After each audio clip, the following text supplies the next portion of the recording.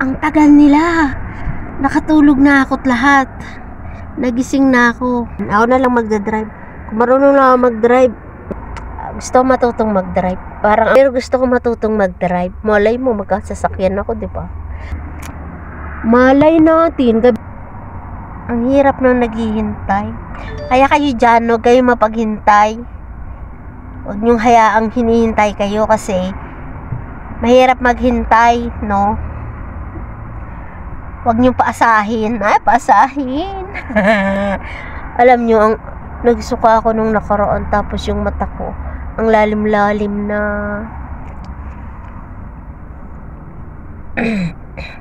Tapos namamaos ako.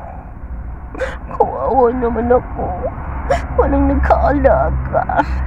Abubuang na ako kakahintay sa amo ko. Hindi ako sinama. Kumain siguro yung mga yun. Iniwan ako dito sa kotse. Mamaya tatanungin ko yung alaga ko. Sabi ko siguro kumain kayo no. Hindi nyo ako sinama kasi matakaw ako no. Okay guys. Welcome to my guys. Natatawa ako sa kasama ko sa bundok. Niloloko namin. Mamaos ako kasi may nararamdaman ako dito. Sakit. Natatawa ako.